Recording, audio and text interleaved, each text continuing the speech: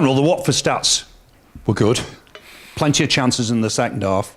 Not all of them, right? But disappointing to lose. Score, yeah. Yeah, look. Let's start with just performance, right? So I think if we keep our performances high, then as a result we'll get the results we deserve. So and I look at periods of if you look at this one game then you're disappointed with the result, but I hope we can keep the performances as high and maybe even for longer spells, because I believe over time it will give us results. Yeah. 11 new arrivals this summer. It's been a manic summer. It's your job to get those players to gel. How easy, how difficult is that?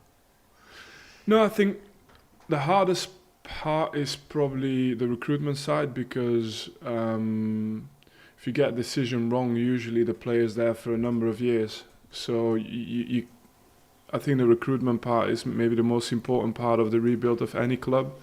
And when you have 11 to do, you always know that you can't always get them all right. It's impossible. No club gets them all right. And for us, the margin for mistakes are small, and we have to make sure that we make the right decisions. And then the rest, gelling them and blending them into the group. It's actually been a good thing to do here. We've had a lot of help as well from the senior guys in the squad, those who've been here for longer, and that's enabled us to do it quicker, I think. Good to see Jay Rodriguez back on Friday. Yeah. How's he doing? What about the other injured players? Anybody likely to be back for tomorrow night? No, look, Jay Rod's good. He looked good as well when he came on, which is good for us. And then I think, like I said, Twiney, unfortunately, there's a lot of games coming up, but in time, it's not going to be too long. But he might be missing a couple because of us not wanting to take any risk there. You mentioned the games. The Championship is unforgiving. Friday, Tuesday, Saturday, Yeah. And it's going to be like that for a few weeks. How difficult is that for you on the training pitch? So the time is limited on the training pitch, and so you spend a lot of your time clipping, reviewing videos, and kind of working from trying to link one game and the other to make sure there's some patterns into what you do, and not to have to change every single time. But other than that, it's also exactly what I wanted out of this competition. It's great for the development of players, it's great for the development as a coach, and it gives you a chance to bounce back if you have a bad result, and to maybe get a run together if you have a good result. And we're looking at it for every opportunity there is in this one. Yeah, 2 Turf Moor games back to back. That does give you a chance to get back to winning ways. Yeah, and we got to base it on a good performance, and then create a lot of chances. If we create chances, I believe we'll soon be the team that we want to be. I'm sure you're looking forward to your first Turf Moor night. The atmosphere will be special. Yeah. Look, I've got this thing about wanting this place to be a special place as well. I think it has been over the years, but I want this place as well to feel as if this is a place where they gain more points. This is a place where they have an advantage. So the home advantage is really important. It's the usual thing. You want it to be extremely hostile for the opponent, and you want it to be a place where players feel they've got 100% backing all the time. And we had that against Luton. And it's something I want to create over time, and make sure it remains part of what this club is about. It's Hull City tomorrow. How much do you know about them? Is it difficult? Because they're a fairly newish side. They've brought in new recruits. Yeah, but it's always expect the unexpected, right? I mean, we prepared for the Watford game, and for the first time in 53 games, he went from a back 5 to a back 4. I think the team did really well in adapting to that, and as we get exposed to these type of things, it becomes less and less about what the opposition do, and more about us. And Hull, we've seen everything they've done. We expect the unexpected even. Thank you. Yeah. Hi, Vincent. How that? Just speaking about the sort of volume of games now, I think in the next 2 weeks you've got 3 home games, the chance to make progress in the cup and the end of the transfer window.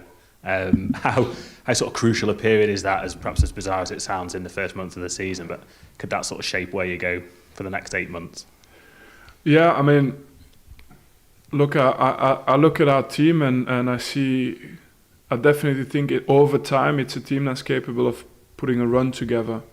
And if it happens early doors, then then we'll be happy, of course. But I don't want to get sidetracked by the fact that this team needs end results and development time. Like, this team needs to really. There's so many details that I still see to our game where if we improve those, results will come because of that. And so at this period of time is almost equally as important to win your games as to spend a lot of time just improving the players, and hopefully it can come with results. But I think that one has to happen first, and then you get consistently results, and you can start talking about winning 3, 4, 5, 6 in a row. And it doesn't matter if you're home or away then.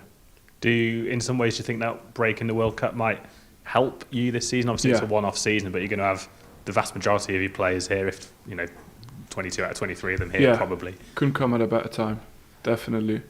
We, I think our goal has to be in and around the playoff places until the World Cup, and I think that gives us an extra bit of time with this team on the pitch as well.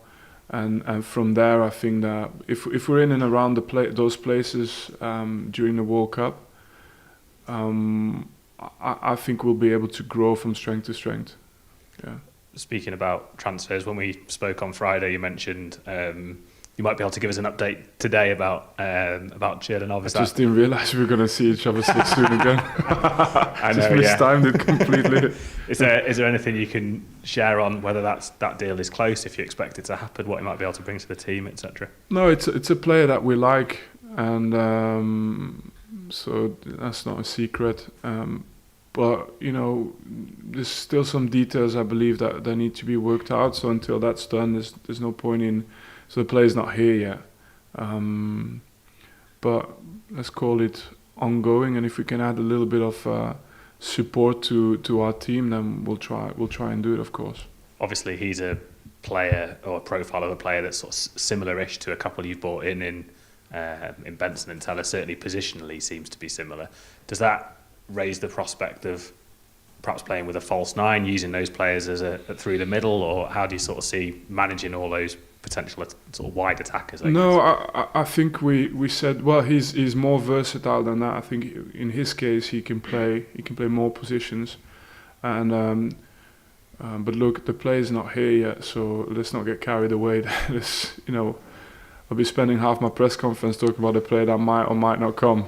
So the main thing for me is that we you've mentioned the block of games we have now, and I can put my starting 11 now, but I know for sure that it's not the starting 11 that's going to finish that run of games, because that's just what needs to happen. And we spoke a little bit about the goal threat and how we had to share the goal threat within the squad. And so we need to find players who might not get the 20, 25 or 30 goals that we need, but might share them across different positions. And so that's, I hope you recognise that in the profiles we try and bring in. Yeah, we've just been speaking to Ashley Barnes, who sort of mentioned his role has sort of changed a little bit, playing as a central striker on his own, essentially up front, as opposed to in 4-4-2, which he's done most of his Burnley career, and that he was sort of coming deep, and he saw his role as trying to bring others into play as much as anything else. Is that sort of what you're looking for from him, as much as you'd like your striker to go and score 25 goals in the season, that he's able to create opportunities for others by movement and dropping deep? Yeah, I mean, 1 and 2 strikers, it really depends. The main thing for me is that when you have one striker, no matter what he does for the team, you still need others to contribute and to run in behind and to go beyond him and to join him in the box. So I'd still like to think that when we arrive in the box, there's 3 or 4 or 5 guys there, which then don't change too much from having 1 or 2 strikers. But the main thing I think for someone like with his experience is 1 is the work rate, 2 it's the experience he brings to the side, and then I think in the end I just want to make sure when I look at my striker, I want to make sure we have numbers in the box when we attack.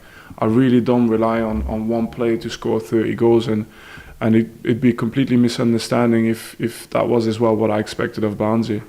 If he brings others into play, then he's doing already a lot for us. And if we get into the box, and there needs to be four players with him, you know, otherwise it's not enough. And then I think he'll get goals, someone else will get goals, and his numbers will be decent for us. You've been relatively consistent in terms of selection so far. I know it's only been 3 matches, and we are entering a busy period. Did some of the lads who came off the bench on Friday night sort of stick their hand up and say, put themselves into contention to start Tuesday or going forward? Yeah, I'm going to give myself another night to think about that, just because, you know, some lads are still in a recovery process. But then I think as well, there's this thing where we have got guys in the team who've done a full pre-season, and the more we drip feed, if we make too many drastic changes too soon, you know, we might lose more than we gain. Although we know those players are going to be needed, they're going to help us. If you were at any other club, I think normally you'd find moments to put them back into the team, and obviously with the quality they would then earn the right to play. But with us it's quite delicate because we got so many. So I'm a little bit, how can I say, cautious with that, because it's not just about putting players on the pitch, and then before you know it, we might start conceding shots, we might start conceding situations that we haven't had to deal with in the last 3 games. So there's an element of we have to be cautious with that. One of the players who came on, Vitinho, I think we've seen sort of 10 minutes, 20 minutes of him so far. Pretty much all of it as a wide attacking role. He's another one probably who's very versatile, but do you see him playing that high up the pitch? Because there was sort of an idea that perhaps he could play at right back as well. How do you sort of see his role going forward?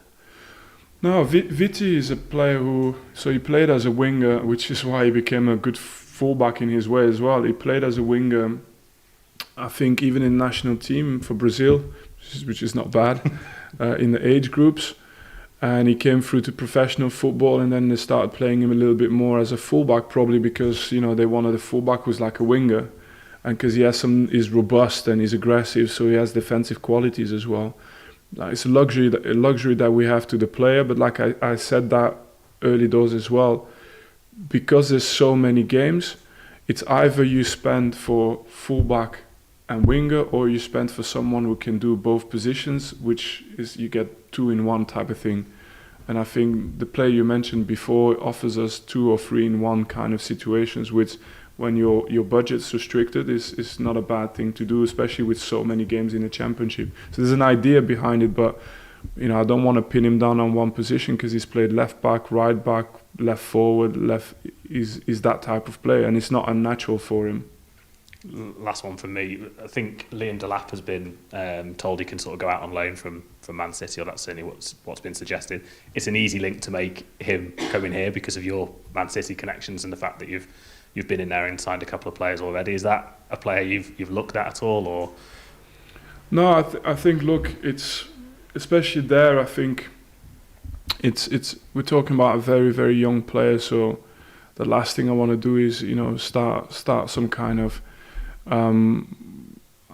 I think we're always looking for players who can strengthen our team, but you know, it's not every one of them names that get mentioned we can go for. Of course, you know, we just have to make sure we got the right balance between experience and young players, and those decisions, you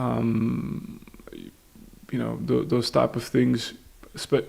Don't forget, we got Scott Twine, we've got Jay Rodriguez, we've got Ashley Barnes. We just haven't had them fit yet, so we just have to make sure we don't see a problem where maybe there isn't one, but there is a problem when they're not fit, of course. Yeah, which has been the case. I know I said last one, but you've just reminded me. Johan Berg Munson, I know he's sort of not technically injured, he's sort of been managed at the moment. Getting closer. Is he? Getting closer, yeah. Perfect. Yeah. Lovely. All the best for tomorrow. Thank you. Cheers.